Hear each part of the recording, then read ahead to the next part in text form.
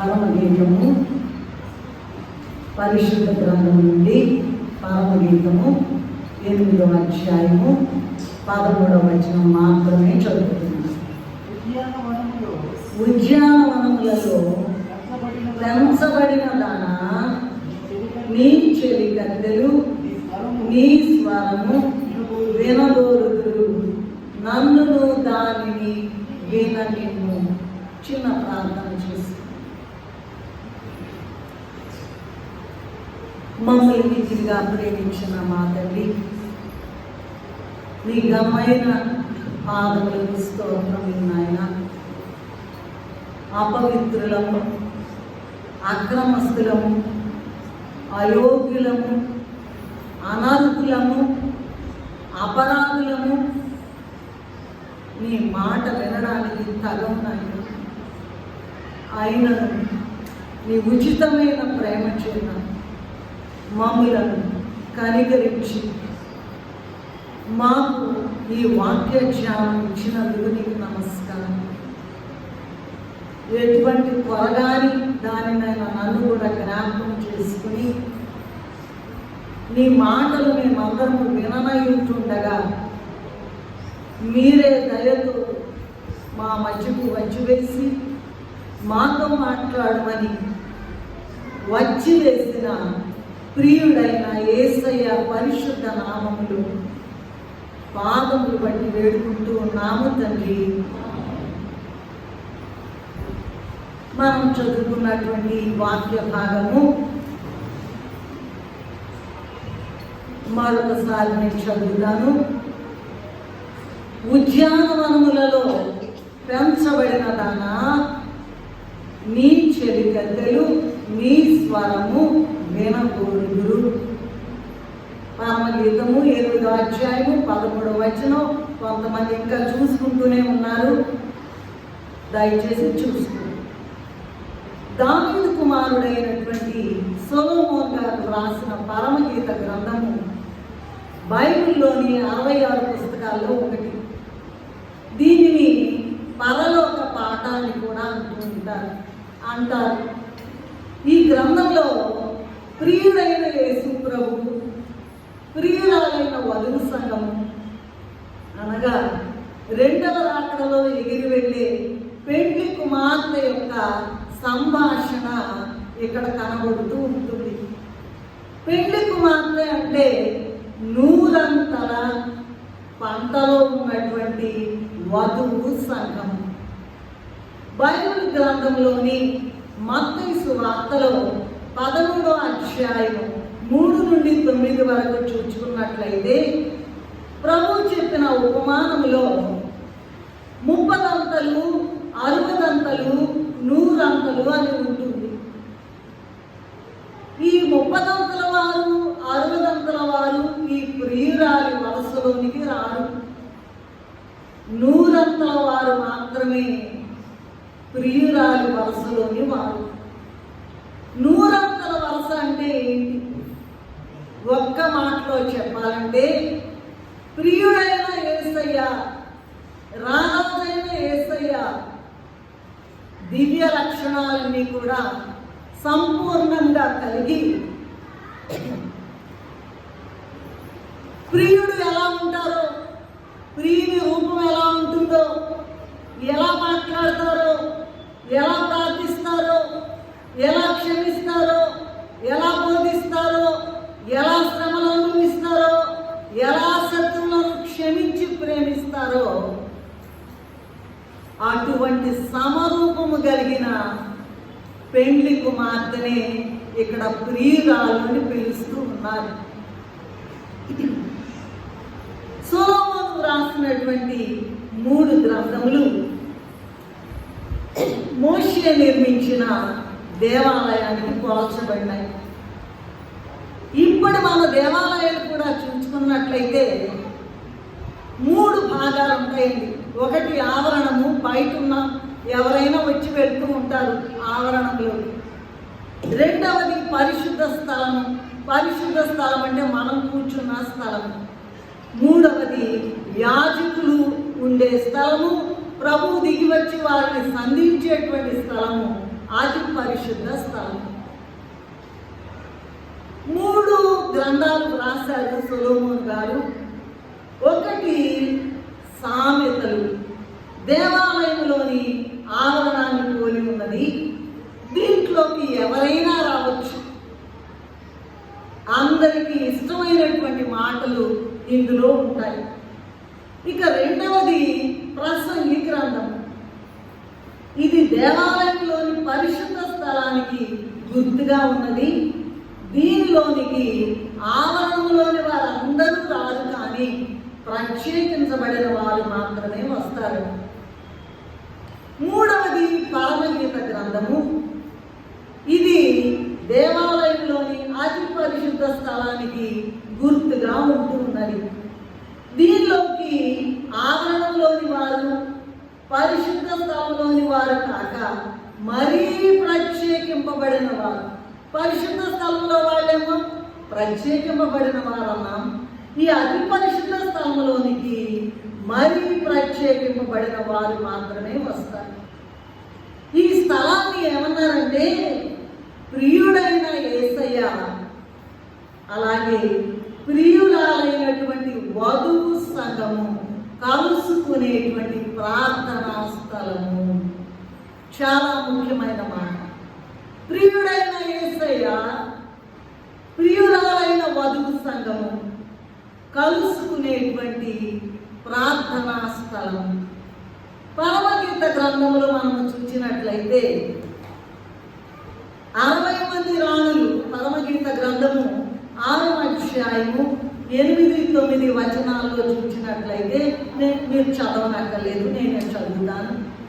60 మంది రాణులు, 8 మంది ఉపపత్నులు, లెక్కకు మించిన కన్యకలు కలరు.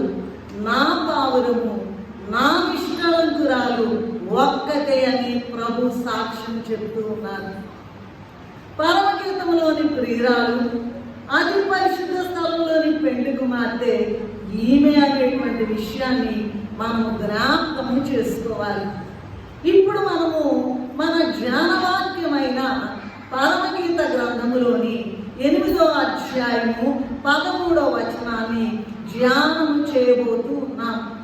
అయితే ఇక్కడ ఒక ముఖ్యమైన విషయాన్ని మనము జ్ఞప్తిలో ఉంచుకోవాలి. అదేమిటంటే, లోక సంబంధమైన ప్రియుడు, ప్రియురాలు అనే తలంపు వచ్చిందంటే ఈ గ్రంథ ధ్యానం అంతా కూడా వ్యర్థమైపోతుంది. కనుక దయచేసి అందరికీ నేను విజ్ఞప్తి చేసేది ఏంటంటే, లోక సంబంధమైన ప్రియుడు, లోక సంబంధమైన ప్రియురాలు అటువంటి తలంపు రాకుండా చూచుకోవాలని మిమ్మల్ని విజ్ఞప్తి చేస్తూ ఉన్నాను. సరే, ఈ వాక్య ధ్యానంలోకి వెళ్దాము. ఉద్యానవనములలో పెంచబడిన దానా, నీ చెలికత్తెలు నీ స్వరము వినగోరుదురు. చెప్పటమ్మా. ఉద్యానవనములలో పెంచబడిన దానా, నీ చెలికత్తెలు నీ స్వరము వినగోరుదురు, నందును దానిని విననిము. ఈ వాక్యాన్ని మనం ధ్యానం చేసుకోవడానికి 3 భాగాలుగా విభజించుకుందాం. మొదటి భాగం ఏంటంటే ఉద్యానవనములలో పెంచబడిన దానా. రెండవ భాగము నీ చెలికత్తెలు నీ స్వరము వినగోరుదురు. మూడవ భాగము నన్నును దానిని విననిమ్ము. ఉద్యానవనము, చెలికత్తెల స్వరము, నన్నును కూడా దాన్ని విననమ్మని ప్రియుడైన యేసయ్య ప్రియురాలతో చెప్తూ ఉన్నారు. ఇక్కడ మరి ఉద్యానవనం అంటే ఏమిటి అని మొదటి భాగాన్ని ధ్యానము చేసుకుందాం. ఉద్యానవనము అంటే దైవ సన్నిధి లేదా ప్రార్థనా గది. యోవేలు గ్రంథంలో మనము చూసినట్లయితే 2వ అధ్యాయము 16వ వచనము చూసినట్లయితే, పెండ్లి కుమారుడు అంతఃపురములో నుండి, చదవండి అమ్మ. పెండ్లి కుమారుడు అంతఃపురములో నుండి పెండ్లి కుమార్తె గదిలో నుండి రావలెను. ఎక్కడి నుంచి రావాలట? పెళ్లి కుమారుడు అంతఃపురము, పెళ్లి కుమార్తె గదిలో నుంచి రావాలట. మరి ఈ ప్రార్థనా స్థలము విషయము చూసినట్లయితే అంతఃపురము అంటే అన్ని లోకములకు అవతల ఉన్న ఉన్నత లోకాన సన్నిధులు అనేటువంటి యేసయ్య అంతఃపురములో నుంచి రావాలట. 7 లోకాలు ఉన్నాయండి. దేవుడుండే లోకాన్ని దేవదూత లోకం అంటారు. తరువాత దేవుడుండే లోకాన్ని దేవలోకం అంటారు. తర్వాత దేవదూతల లోకము, 3వది మోక్షలోకము, 4వది భూలోక మోక్షము, 5వది వాయుమండల లోకము అంటే సాతాను ఉండేటువంటి లోకము, 6వది మనముండే భూలోకము, 7వది మన క్రింద ఉండే పాతాళ లోకము. ఇది ఈ 7 లోకాలకి అవతల ఉన్న ఉన్నత లోకాన అన్ని లోక అత్యున్నత సింహాసనం మీద ఆశీనుడైనటువంటి ప్రభువట ఈ ఉద్యానవనములోకి వస్తాడట. అంటే దైవ సన్నిధి. ఇంకా కొంచెం ముందుకు వెళ్తే దేవుడు ఆది కాలంలో ఏదైనా వనమును సృజించి దానిని సర్వాంగ సుందరముగా తీర్చిదిద్ది ఆదామవ్వలను సృజించి ప్రభువు వారితో సహవాసం చేస్తూ ఉంటే వారు ప్రక్కకి వెళ్ళారు. సాతాను మాటలు విన్నారు కనుక భయంకరమైన పాపము చేసినందువలన వారు ఈ ఉద్యానవనం అనే ఏదేను వనములో ఉండడానికి ఆ యొక్క అర్హతను పోగొట్టుకున్నారు. అప్పుడు ప్రభువే నరరూపధారిగా ఈ లోకానికి వచ్చి ద్రాక్షవల్లి అనే పేరు మీద క్రైస్తవ సంఘాన్ని ఏర్పాటు చేసి అందులో దైవ సన్నిధి అనే ఉద్యానవనమును ఏర్పాటు చేశారు. ఈ ఉద్యానవనములో వధువు అంటే రాకడలో ఎగిరి వెళ్ళే పెండ్లి కుమార్తె అనేక రీతులుగా పెంచబడుతూ ఉన్నది. రాకడలో ఎత్తబడాలంటే మళ్ళా చెప్తున్నాను నేను, దయచేసి అందరూ కూడా వినండి, చిన్నపిల్లలు గొడవ చేయకుండా చూసుకోండి. ఈ ఉద్యానవనంలోకి ఈ అనుభవంలోకి రావాలంటే లేదా రాకడలో ఎత్తబడాలంటే ఈ ఉద్యానవన అనుభవాలు పెంచబడుతూ ఉందట ప్రియురాలు. ఈ ఉద్యానవన అనుభవాల్లోకి రావాలి. అందులో అన్నీ చెప్పుకోవడానికి సమయం లేదు, కానీ కొన్ని మాత్రమే మనం ధ్యానం చేసుకుందాం. ఉద్యానవనము అంటే దైవ సన్నిధి, అంటే ప్రార్థన, అంటే ప్రార్థనా స్థలము. ప్రభు వచ్చి ప్రియురాలు పెళ్లి కుమార్తె చేసే ప్రార్థనలు వినే స్థలం అదండి ఉద్యానవనం అండి. ఇందులో ఉన్న కొన్ని అనుభవాలు తెలుసుకుందాం. ఎందుకంటే 2వ రాకడలో ఎత్తబడాలంటే పెళ్లి కుమార్తెగా ఎగిరిపోవాలంటే ఖచ్చితంగా ఈ అనుభవాలు కలిగి ఉండాలని దైవజనులైన వారు, ప్రవక్తలైన వారు చెప్పి ఉన్నారు. కనుక ఈ ఉద్యానవన అనుభవాలు కొన్నిటిని మనము ధ్యానం చేసుకుందాము. నంబర్ 1 చూసినట్లయితే వ్రాసుకునేవాడు వ్రాసుకుంటాడు. నంబర్ 1 ఏంటంటే దేవుడు కనబడతాడు, మాట్లాడతాడు. అపోస్తల కార్యగ్రంథము 1వ అధ్యాయము 9వ వచనములో చూసినట్లయితే పునరుద్ధాన సమయంలో ఆరోహణానికి ముందు ఆయా సమయాల్లో ప్రభువు మాట్లాడి శిష్యులందరూ చూస్తూ ఉండగా పరమునకు ఆరోహణమయ్యారు. దేవుడు కనబడుతా మాట్లాడుతా మొదటి అనుభవం. 2వది చూసినట్లయితే పరలోక వాసులైన పరిశుద్ధులు కనబడుట, మాట్లాడుట.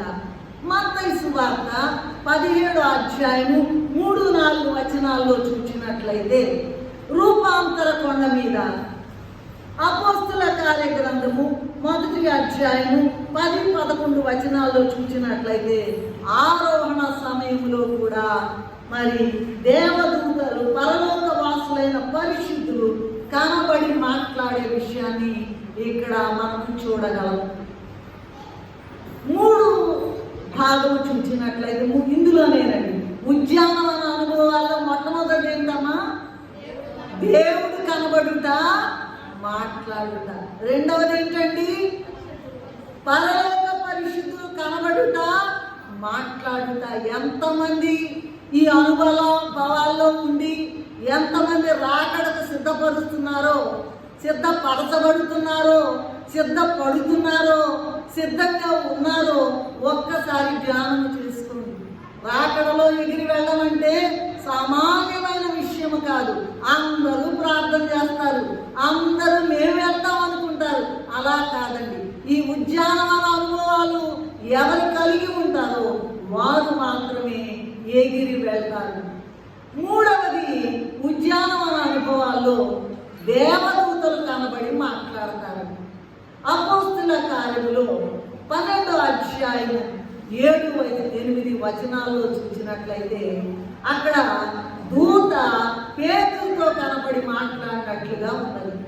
అపోస్తుల కార్యము 10వ అధ్యాయం 3వ వచనంలో చూసినట్లయితే దూత కొర్నేలితో మాట్లాడినట్లుగా ఉన్నది. అలాగే అపోస్తుల కార్య గ్రంథము 27వ అధ్యాయము 23-25 వరకు చూసినట్లయితే దేవదూత పౌలు గారితో కూడా మాట్లాడినట్లుగా ఉన్నది. ఇది 3వ విషయం. 4వది ఏంటంటే భూలోకములో సజీవులుగా ఉన్న వారి ఆత్మలు కనబడుట, మాట్లాడుట. ఇది అయిన తర్వాత నేను అందరినీ అడుగుతా, ఎన్ని అనుభవాలు? ఉద్యానవన అనుభవాలు. దయచేసి గుర్తుపెట్టుకోండి. భూలోకములో సజీవులుగా ఉన్న వారి ఆత్మలు కనబడుట, మాట్లాడుట. ఇందులో కూడా చూద్దాము. అపోస్తుల కార్య గ్రంథము 9వ అధ్యాయము 12వ వచనంలో చూసినట్లయితే ఆననీయ వచ్చి దమస్కు ప్రాంతంలో యేసు ప్రభు సౌలు గారిని సంధించినప్పుడు మరి ఆననీయ అనేటువంటి ఆయన వచ్చి ప్రవక్త సౌలు గారి మీద చేతులు ఉన్నట్లుగా సౌలు చూచినట్లుగా అపోస్తుల కార్యము 9-12లో ఉన్నది. అలాగే అపోస్తుల కార్యము 16వ అధ్యాయము 9వ వచనములో పౌలు గారిని మాసిదోనియా దేశస్థుడు ఆహ్వానించినట్లుగా ఉన్నది. ఇంకా చూసినట్లయితే హిమాలయ పర్వతాల్లో ఉన్నటువంటి ఋషులు అనేకులు కనబడి మాట్లాడుట. ఇది నిజమేనంటారా? ఇది నమ్మగలిగిన విషయమేనంటారా? నేను చెప్తూ ఉన్నాను. అనుభవాలు మేము కూడా బహు కష్టపడి కన్నీటి లోయలో కన్నీరు కార్చి ప్రభు పాదాలు కడిగి మేము కొన్ని అనుభవాలు పొందుకున్నాం. వాటిలో ఒక అనుభవము ఇది కూడా మేము కలిగి ఉన్నామని పరిశుద్ధ స్థలంలో నిలబడి చెప్తూ ఉన్నాం. మా యొక్క జీవితము దాదాపు 25-30 సంవత్సరాల లోపల విజయవాడలో ఉన్నాము. మొదటి నుంచి కూడా ఇలా 3 సార్లు ప్రార్థన చేయడం అనేటువంటిది మరి ప్రభు మాకు కనికరించి ప్రేమించి మాకు ఇచ్చారు. ఒక దినము మేము ప్రార్థన చేయించు ఉండగా ఒక ఋషి గారు కనబడుతూ ఉన్నారు. ఆమె చేతిలో కమండలం ఉందండి. ఏంటి? కళ్ళు తెరిచి చూస్తే కనిపించడలా, కళ్ళు మూసుకుంటే కనిపిస్తూ ఉన్నారు. అప్పుడు ఆయన ఏం చెప్పారంటే, అమ్మా నేను ఈ కమండలంలో ఉన్నది నీళ్ళు అనుకుంటున్నావేమో, నీళ్లు కాదు, ఇది ప్రభు యొక్క రక్తము. నేను కైలాస మహావిష్ణి అని ఇప్పుడు కాదండి, దాదాపు 25 ఏళ్ల క్రితము మాకు కలిగినటువంటి అనుభవాన్ని ధైర్యంగా మేము ఇక్కడ పరిశుద్ధ సన్నిధిలో నిలబడి చెప్పగలుగుతూ ఉన్నాం. కనుక భూలోకములోనే సజీవులుగా ఉన్న వారి ఆత్మలు కనబడుట, మాట్లాడుట అనేది 4వది.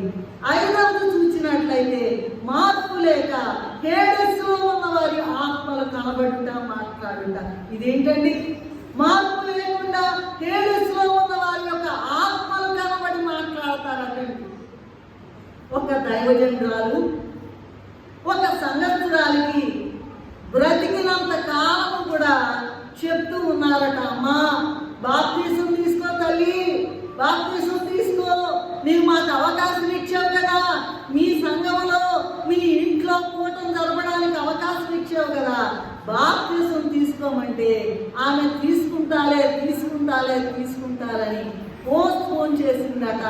ఆమె పేరు రాజమ్మ, ఆమె సంఘం హిందూ.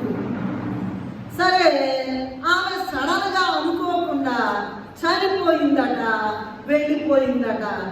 ఆమె ఆ దైవజనురాలకు మాస్టమ్మ గారికి, అమ్మగారికి కనబడి అన్నదట కదా, జీవితకాలం అంతా మీరు నాకు చెప్తూ ఉన్నారు బాప్తీసం తీసుకో అన్నారు, నేను చెప్పినా వినలేదు, నన్ను ఇప్పుడు పరలోకానికి వెళ్ళనీయట్లేదమ్మా అని భయంకరంగా ఏడుస్తూ కనబడి చెప్పినట్లుగా ఉన్నది. మీరు కావాలంటే ఇంటూరు సంఘంలోకి వెళ్ళి టైటస్ అయ్య గారు మరి నడిపించిన ఆ సంఘం దగ్గరికి వెళ్ళి ఆ ఇంట్లోకి వెళ్ళి మీరు కనుక్కోవచ్చు. తరువాత 6వది సాతాను పిశాచాలు కనబడి మాట్లాడడం.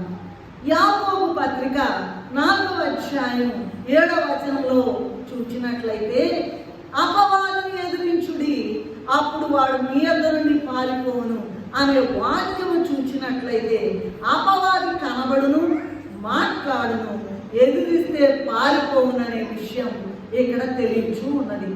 సరే, దీనికి కూడా కొన్ని ఉదాహరణలు ఉన్నాయండి.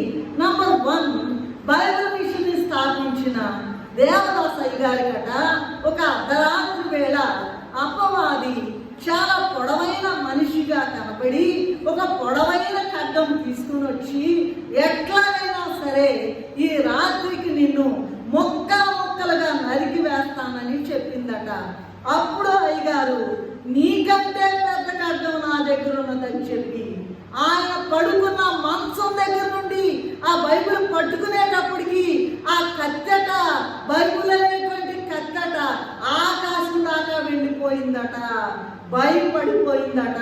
ఇదిగో నీ దగ్గర కన్నా నీ దగ్గర ఉన్న కత్తి కన్నా నా దగ్గర ఉన్న కత్తి చూసుకోమని చూపించగానే వెంటనే సాతాను పారిపోయిందట. మరొక ఉదాహరణ ఏంటంటే, సాధు సుందర్ సింగ్ గారు ఒక దినము అరణ్యంలో ఉంటే అపవాదట ప్రభు రూపంలో కనపడిందట. అప్పుడు ఆయన దాని కనులను నిదానించి చూచారటండి. చూస్తే అవి ప్రభు కనుల్లాగా లేవట. కనుక ప్రభు కాదులే, నేను ఎలాగైనా మాట్లాడతాను, నేను ఎలాగైనా దీని సంగతి తెలుస్తాననుకుని చూచేటప్పటికి అపవాది అని తెలిసిందంట. ఎందుకంటే దాని కళ్ళు సరిగ్గా లేవట. అందుకని మరి సాధు సుందర్ సింగ్ గారు దాన్ని ఎదిరించగా పారిపోయాడట. బైబిల్ గ్రంథంలో ఏముందంటే, అపవాది తంత్రములను మనము ఎరుగని వారము కాదు అనేటువంటి మాట ఉన్నది. సరే, ఇంకొక ఉదాహరణ కూడా చెప్తాను. సంఘమును దిద్దుబాటు చేసిన మార్టిన్ లూథర్ గారి దగ్గరికి అపవాది వచ్చిందట. ఆయన సంఘ సంస్కరణలో భాగంగా ఇదిగో అక్కడ విటన్బర్గ్ దేవాలయంలో 95 సూత్రాలు వ్రాసి పోపులకు వ్యతిరేకంగా అక్కడ అందించగానే సాతాను వచ్చి, నువ్వేంటి తెగ దిద్దుబాటు చేస్తూ ఉన్నావు, నీ పాపాల సంగతి ఏంటి అని చూపించిందంటే ఒక పెద్ద లిస్టు తీసుకొచ్చిందట. అప్పుడు మార్టిన్ లూథర్ గారు తన చేతిలో ఉన్న సిరాబుడ్డి దాని మీదకి విసిరేసేటప్పటికి వెంటనే పారిపోయిందట. ఇలాగూ సాతాను పిశాచాలు కనబడి మాట్లాడడం కూడా ఉద్యానవనంలో ఒక అనుభవమే. తర్వాత చూసినట్లయితే శరీరంతోనే ఉండి ఒక చోట నుండి మరి ఒక చోటకు దేవుని ఆత్మ కొనిపోవటానేటువంటిది ఉద్యానవన అనుభవాల్లో మరి ఒకటండి. అపోస్తుల కార్యగ్రంథము 8వ అధ్యాయం 26 నుండి 39 వరకు చూసినట్లయితే రెఫరెన్స్ లేకుండా ఏమి చెప్పడానికి వీల్లేదండి. దైవాత్మ మళ్ళీ ఒకసారి ఇంకా చూసుకుంటున్నారు, మళ్ళా చెప్తున్నా. అపోస్తుల కార్యగ్రంథము 8వ అధ్యాయము 26 నుండి 39 వరకు చూసుకున్నట్లయితే చూసినట్లయితే ఫిలిప్పును కందాకే రాణి యొక్క ఆ మంత్రి రథము నపుంసకుడు ఆయన దగ్గరికి తీసుకుని వెళ్ళి ఆయనతో కలిసి మాట్లాడి ఫిలిప్పు గారితో ఇదిగో శరీరంతోనే ఉండి ఆ కందాకే రాణి మంత్రి దగ్గరికి వెళ్ళి కలుసుకుని మాట్లాడినట్లుగా ఉన్నది. అలాగే యెహెజ్కేలు గ్రంథంలో 37వ అధ్యాయం 1వ వచనంలో చూసినట్లయితే యెహెజ్కేలు గారు ప్రవక్త గారు దైవాత్మ చేత అనేక స్థలములకు కొనిపోబడినట్లుగా ఉన్నది. ఇంకా చూసినట్లయితే 1 రాజుల గ్రంథము 18వ అధ్యాయం 45-46 వచనాల్లో చూసినట్లయితే ఏలియా ప్రవక్త దేవుని ఆత్మ చేత నింపబడి ఆహాబు రాజు కంటే మరి చాలా ముందుగా పరుగెత్తుకుని వెళ్ళి ఆహాబు రాజు గారి కంటే ముందుగా షోమ్రోను చేరినట్లుగా ఉన్నది. ఎంత గొప్ప శక్తి కలిగినటువంటి ఆత్మ, దైవాత్మ చూడండి. శరీరంతోనే వెళ్ళిపోవడం ఒక చోట నుండి మరొక చోటకి. ఇంకా చూసినట్లయితే ఆత్మ సంచార వరము. ఇదేంటంటే ఇందాక ఇప్పుడు చెప్పుకున్నది శరీరంతోనే ఉండి ఒక చోట నుంచి మరొక చోటలో వెళ్ళడం. ఈ ఆత్మ సంచార వరం అంటే ఏంటంటే శరీరాన్ని ఒక చోట ఉంచేసి ఆత్మ ఒక్కటే దేవుని యొక్క ఆత్మ సహాయం చేత ఎక్కడికైనా తీసుకువెళ్తుందండి. కొన్ని ఉదాహరణలు చెప్తాను. కొలస్సై పత్రికలో 2వ అధ్యాయము 5వ వచనంలో చూసినట్లయితే పౌలు గారు ఒక మాట మాట్లాడుతూ ఉన్నారు. పౌలు గారు ఏమంటున్నారంటే శరీర విషయంలో దూరంగా ఉన్న ఒక చోట ఉన్న ఆయన జైల్లో ఉన్నారు. ఆ టైంలో ఆయన ఆత్మట శరీరమేమో ఒక చోట ఉన్నది, ఆత్మ ఏమో సంఘాలలోకి వెళ్ళి ఆ వారి యొక్క విశ్వాసాన్ని అభివృద్ధి చేసినట్లుగా బలపరిచినట్లుగా మనము ఈ వాక్యములో చూడగలము. అలాగే 2వ రాజుల గ్రంథము 5వ అధ్యాయం 26వ వచనంలో ఉన్నట్లయితే చూచినట్లయితే ఎలీషా ప్రవక్త గారు గదిలో ఉన్నారు. అయితే ఆయన సేవకుడు అయినటువంటి గెహాజీ నయమాను దగ్గరికి వెళ్ళాడు. సరే అదంతా కూడా నేను చెప్పను, సమయం లేదు కనుక. ఆయన యొక్క ఆత్మ, ఎలీషా ప్రవక్త గారి ఆత్మ తన యొక్క సేవకుడైన గెహాజీతో ప్రయాణం చేసి ఆ గెహాజీ నయమాను సైన్యాధిపతి దగ్గర తీసుకున్న ధనము, వస్త్రాలని చూచిందట. ఎంత గొప్ప అనుభవము! ఉద్యానవన అనుభవం అంటే ఏంటనుకుంటున్నారండి? పరలోకానికి ఎగిరి వెళ్ళడం అంటే తేరగా లేదండి. భయంకరంగా ప్రభు సన్నిధిలో కన్నీరు కార్చాలి. లూకా సువార్త 7వ అధ్యాయము 36-37 వచనాల్లో చూసినట్లయితే కన్నీటితో ఒక స్త్రీ ఆయన పాదములు కడిగిందట. నువ్వు కడుగుతున్నావా? కడగపోతే నీకు రాకడలో పాలు లేదు. తల వెంట్రుకలతో తుడిచిందట. తుడపోతే నీకు రాకడలో పాలు లేదు అనే విషయాన్ని చెప్పడానికి ఈ దినము మనకు ప్రభు ఈ ఉద్యానవన అనుభవించి ఉన్నారు. ఇంకొక ఉదాహరణ కూడా చెప్తానండి. ప్రకటన గ్రంథము 4వ అధ్యాయము 1-2 వచనాలు చూసినట్లయితే 1-2 వచనాలు చూసినట్లయితే యోహాను గారు, ప్రకటన గ్రంథాన్ని వ్రాసిన యోహాను గారు ఆత్మవశుడై శరీరాన్ని పద్మాసు ద్వీపంలోనే ఉంచి ఆయన పరలోకానికి ఎక్కి వెళ్ళారు. ఇక్కడికి ఎక్కిరమ్ము అనే మాట వినబడినప్పుడు ఇదిగో శరీరం ఎక్కడే ఉండిపోయింది. ఆత్మ పరలోకానికి వెళ్ళి అన్ని విషయాలు చూచింది. ఇది 8వ అనుభవం. 9వ అనుభవం ఏంటంటే మనం ఇందులో ఉన్నామమ్మా, మొదటి భాగంలోనే ఉన్నాం, ఉద్యానవన అనుభవంలోనే ఉన్నామండి. తిరస్కార విద్య, శత్రువుల దగ్గర ఉన్నా సరే వారికి కనబడకుండా ఉండడం అనేటువంటిది కూడా, శత్రువుల దగ్గర ఉన్నా కూడా వారికి కనబడకుండా ఉండడం అనేటువంటిది కూడా ఒక ఉద్యానవన అనుభవం. ప్రభువు గెచ్చమనిలో ఉంటే శత్రువులందరూ అందరూ వచ్చేసారట. వారందరి చేతుల్లో దివిటీలు ఉన్నాయి, కానీ ప్రభువు వారికి కనబడలేదు. ఇదే తిరస్కరణ విషయ. ఒక దినము సాధు సుందర్ సింగ్ గారు ఆయన సన్మానం చేస్తామని మద్రాసు పట్టణానికి రమ్మని ఆహ్వానిస్తే ఆయన కూర్చున్న ఫస్ట్ క్లాస్ కంపార్ట్మెంట్ లో, ఆయన టికెట్ తీసుకుని ఫస్ట్ క్లాస్ కంపార్ట్మెంట్ లో కూర్చున్నారట. ఆయన అదే పెట్టిలో ఒక బైరాగి సాధు సుందర్ సింగ్ గారు కూర్చున్నారట. అదే పెట్టెలో ఒక మిషనరీ గారు కూడా అదే సన్మానానికి వెళ్తూ ఉన్నారట. అప్పుడు ఆ మిషనరీ గారు సాధు సుందర్ సింగ్ గారిని చూచి, ఏమయ్యా నీకు టికెట్ ఉందా ఫస్ట్ క్లాస్ కంపార్ట్మెంట్ లో? ఉందని చెప్పారట. నమ్మకుండా ఆయన్ని త్రోసివేశారట. అయితే వెంటనే సాధు సుందర్ సింగ్ గారు తిరస్కరణ విద్య ఉపయోగించి, అయ్యా నేను కనపడకుండా చేయమన్నారట. ఇదిగో చాలాసేపు అయిందంట, ప్రయాణం చేశారు. రావలసిన స్టేషను, దిగవలసిన స్టేషను, ఇద్దరికి ఒకే స్టేషన్ రాగానే మరి సాధు సుందర్ సింగ్ గారు ఆ మిషనరీ గారి కన్నా ముందు దిగారట. ఆశ్చర్యపడిపోయాడట. ఎలా ఉన్నారు, ఎక్కడ ఉన్నారు? నేను తోసివేశాం కదా అంటే, మీ దగ్గరే ఉన్నాను, మీ దగ్గరే కూర్చున్నాను. సిగ్గుపడిపోయాడట. ఆ మిషనరీ గారు ఎక్కడికి వెళ్తున్నాడంటే సాధు సుందర్ సింగ్ గారు వెళ్తున్న సన్మాన సభకే.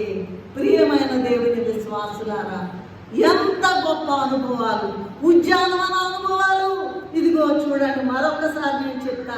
దేవుడు కనబడి మాట్లాడతారు, పరలోకవాసులు పరిశుద్ధులు కనబడి మాట్లాడతారు, దేవదూతలు కనబడి మాట్లాడతారు, భూలోకంలో సజీవులుగా ఉన్న వారి ఆత్మలు కనబడతారు, మాట్లాడతారు. మార్పు లేక హేడెస్లో ఉన్న వారి ఆత్మలు కనబడతారు, మాట్లాడతారు. సాతాను పిశాచులు కనబడి మాట్లాడతారు. ఇదిగో మరి శరీరముతోనే ఉండి ఒక చోట నుండి మరి ఒక చోటకి దేవుని ఆత్మ చేత కొనిపోబడతారు. 8వది ఆత్మ సంచార వరము, 9వది తిరస్కరణ విద్య. ఇటువంటి గొప్ప అనుభవాలు, ఇంకెన్నో అనుభవాలు కలిగి వధువును చూచి, ఇటువంటి పెళ్లి కుమార్తెను చూచి ప్రభు అంటున్నారట, ఉద్యానవనంలో పెంచబడిన ద్వారా దాన నీ స్వరము, నీ చెలికత్తులు వినగోరుదురు, నన్నును దానిని విననిమ్ము. 2వ దాంట్లోకి వెళ్దాం. చెలికత్తులు ఎవరి దగ్గర ఉంటారండి? రాణి గారి దగ్గర ఉంటారు. 2వ అధ్యాయము పరమగీతము 2:8 చూస్తే, ఇదిగో మరి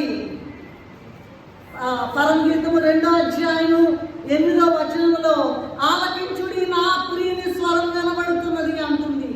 2వ అధ్యాయం 14లో బండ సందుల్లో ఎదురు నా పావురమా, పేటు మీటల్లో ఆశ్రయించు నా పావురమా, నీ స్వరము మధురము అని మాట్లాడుతూ ఉన్నారు. 2వ భాగంలోకి వద్దాం. చెలికత్తెలు అంటే రాణితో ఉన్న సహకారులు. వాళ్ళు కన్యకలే కానీ వాళ్ళు రాణులు కాదండి. ఈ వధువు సంఘము రారాదైన క్రీస్తుతో భూమి మీదికి వచ్చి 1000 ఏళ్ళు పరిపాలన చేస్తుంది. ఈమెతో ఉండి ఈ మాటలు వినువారందరూ కూడా చెలికత్తెలే అనే విషయాన్ని నేను మీకు మనవి చేసుకుంటూ ఉన్నాను. మరి రాణి యొక్క పని ఏంటంటే నిత్యము ప్రియుని గురించే వినిపిస్తూ ఉంటుంది. అందుకనే పరమగీతములో 1వ అధ్యాయము 5 నుండి 9 వరకు చూసినట్లయితే, స్త్రీలలో అధిక సుందరి వగుదానా, వేరు ప్రియుని కంటే నీ ప్రియుని విశేషమేమి అని ప్రశ్నించిన చెలికత్తెలతో ఈమె అంటూ ఉంది కదా. పరమగీతము 5వ అధ్యాయము 10 నుండి 16 వరకు చూసుకున్నట్లయితే ప్రియుని యొక్క విశేషాన్ని చక్కగా వర్ణించింది.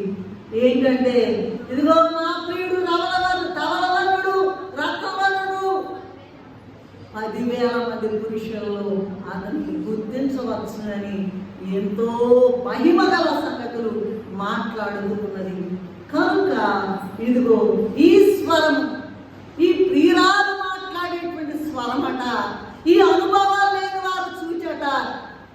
ఇదిగో చెప్పమ్మా ఒకసారి, ఆ అనుభవం ఏంటి, ఆత్మ సంచార వరం ఏంటి, దేవుడు ఎలా కనపడతాడు, దేవుడు ఎలా మాట్లాడతాడు, దేవదూతలు ఎలా కనపడి మాట్లాడతారు, పరిశుద్ధులు ఎలా కనపడి మాట్లాడతారు, ఆత్మ సంచార వరం అంటే ఏంటి, ఇవన్నీ కూడా అడుగుతూ ఉంటే ఆ ప్రియురాలు చెప్తూ ఉంటే ప్రియుడైన యేసయ్య చూచి ఎంత బాగా చెప్తున్నావు, నీ స్వరము మధురము, నన్ను దాన్ని విననిమ్ము అని ప్రియుడు పలుకుతున్నట్లుగా ఇక్కడ చూస్తూ ఉన్నాం.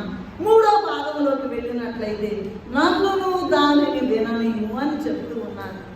ఈ పరమగీత గ్రంథం అంతటిలో కూడా ప్రియురాలి యొక్క స్వరము వినబడుతుంది. ఇప్పుడే చెప్పాను నేను, ఆలకించుడి నా ప్రియుని స్వరం వినబడుతున్నదని పరమగీతము 2:8 చూస్తూ ఉన్నాను.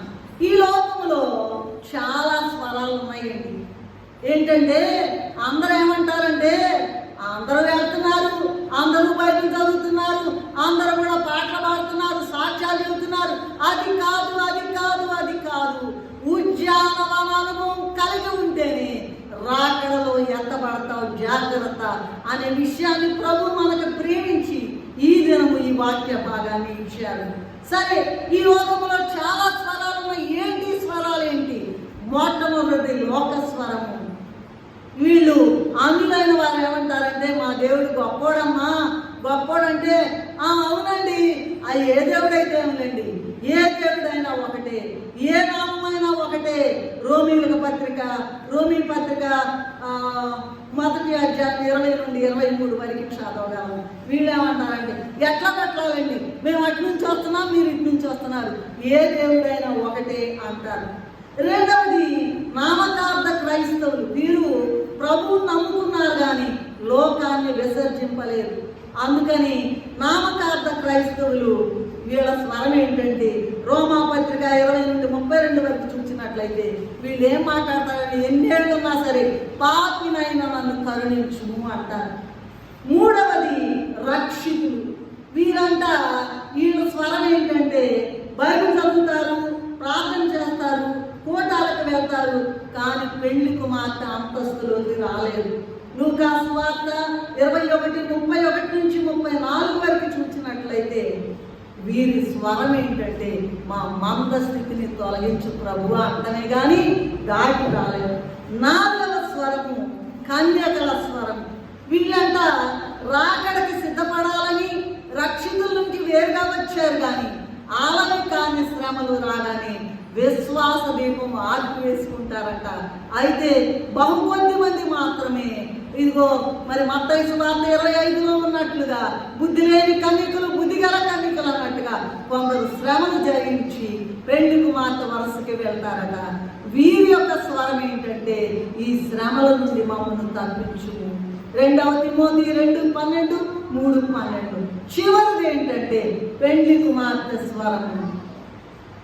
భయంకరమైన శ్రమలు పొంది అవమానములు పొంది తట్టుకోలేక శిష్యులైన వారు చెప్పారు, దినదినము చనిపోవచ్చున్నా. ఏ రోజు కాదు, అయిపోయింది మా పని అయిపోయింది, చచ్చిపోవడమే ఆలస్యం అనుకుంటారట. ఈ పెళ్లి కుమార్తెట భయంకరమైన శ్రమలు అనుభవించి అవమానములు పొంది నిందలు పొంది ఆయన గాయములను ధ్యానించి ఆయన రక్తము చేత శుద్ధి నొంది పెళ్లి కుమార్తెగా సిద్ధపడి మేఘం ఎక్కుతుంది. ఈ పెళ్లి కుమార్తె స్వరం ఏంటంటే ప్రభు అయిన యేసు రమ్ము, నేను సిద్ధపడ్డానయ్యా, యేసయ్యా వచ్చేసేయమని. ఈ స్వరమే ప్రతి ఎగిరే వాళ్ళ దగ్గర నుండి కూడా ఎగురుదామని ఆశపడే వాళ్ళ దగ్గర నుంచి ప్రభువు కావాల్సింది ఇదే స్వరము. ఏం చెప్పండి? ప్రభు అయిన యేసు రమ్ము. ప్రభు అట సిద్ధపడిపోయారట, అందరినీ సిద్ధపడుతూ అంటున్నారట. ప్రకటన గ్రంథం 22వ అధ్యాయం 7వ వచనంలో, ఇదిగో త్వరగా వచ్చుచున్నాను, వానికి ఇచ్చుటకు సిద్ధపరిచిన జీతము నా యొద్ద ఉన్నది అనే ప్రభు స్వరము. మరి విని ప్రభు అయిన యేసు రమ్ము అని ఇది వధువు, పెళ్లి కుమార్తె, ప్రియురాలు పరిశుద్ధాత్మతో కలిసి రమ్మని ప్రార్థించాలని కోరుతూ ఉన్నారు. కనుక ప్రియమైన విశ్వాసులారా, నీ ఇంటిలో దైవ సన్నిధి అనే ఉద్యానవనం ఉన్నదా? నువ్వు ఎలా పెంచబడుతూ ఉన్నావు? నీ స్థితి ఎలా ఉన్నది? ఏం అనుభవం కలిగి ఉన్నావు? ప్రభు యొక్క స్వరాన్ని వినగలుగుతున్నావా? ఆయన అట్టుపోయినట్టు ప్రార్థన చేసామంటే కుదరదండి. ఉద్యాన అనుభవం నాకు కూడా దయచేయమని ప్రార్థించగలిగే స్థితి నీకున్నదా? ఈ లోకం గతిస్తున్నది, నీ సంగతి ఏమిటి? 2 మాటలు చెప్పి నేను ముగిస్తా. లూకా సువార్త 18వ అధ్యాయంలో విసుగక నిత్యము ప్రార్థన చేయమని. ప్రార్థన చేసుకోండి. అయ్యా, నాకు కూడా ఉద్యానవన అనుభవం అనుగ్రహించి నేను కూడా నీతో పాటు ఎగిరి వెళ్ళాలి. 2వది, ఇదిగో 1 కీర్తనలో 1వ అధ్యాయంలో ఇదిగో దివారాత్రులు యెహోవా ధర్మశాస్త్రమునందు ఆనందించు, దివారాత్రులు దాన్ని ధ్యానించువాడు ధన్యుడు. ఉద్యానవనం అంటే ఒక్క మాటలో చెప్పాలంటే ప్రార్థన, ప్రార్థన, ప్రార్థన. అది తప్ప మనకు గతి లేదు. అట్టి కృప అలా ప్రార్థన చేసుకుని ఉద్యానవనంలో మరి అనుభవించి, ఉద్యానవనంలో అనుభవాలను పొందుకుని అనుభవించి ఎగిరి వెళ్ళే ధన్యత తండ్రి మనకి అనుగ్రహించును గాక. చిన్న ప్రార్థన చేసుకుందాం. మమ్మల్ని మిక్కిలిగా ప్రేమించిన మాత్రమే నీకు కోటాను కోట్ల నమస్కారం. మేము అయోగ్యులమని గొప్ప ఉన్నత స్థితిలో నీవు వస్తున్నావు గనక రాజము యేసు వచ్చునుగా, రాజ్యము నాకు తెచ్చునుగా, రాజ్యము నన్ను రాణిగా ఉంటానని చెప్తున్నటువంటి ఆ పాట ప్రకారం మేము కూడా ఏదో అయినట్టు పోయినట్టు ఏదో చేసామంటే చేసామనుకోకుండా ఉద్యానవన అనుభవం మేమొక్కడమే మాట్లాడటం కాదు నాయన, నీ మాట కూడా మేము వినాలి, నీ మాట కూడా మేము వినాలి, నిన్ను కలుసుకోవాలి, ఎన్కౌంటర్ జరగాలి ప్రభువా. ఈ వాక్యం విన్న మా అందరికీ కూడా ఉద్యానవన అనుభవం అనుగ్రహించి మహిమ మేఘములు నీతో ఎగిరి వెళ్ళి యుగ యుగాలు నీతో జీవించే ధన్యత మాకు అనుగ్రహించమని ఇచ్చి వేసిన యేసయ్య అతి పరిశుద్ధమైన నామములో ఎంతో వినయముతో స్తుతించి వేడుకుంటున్నాము తండ్రి. ఆమేన్.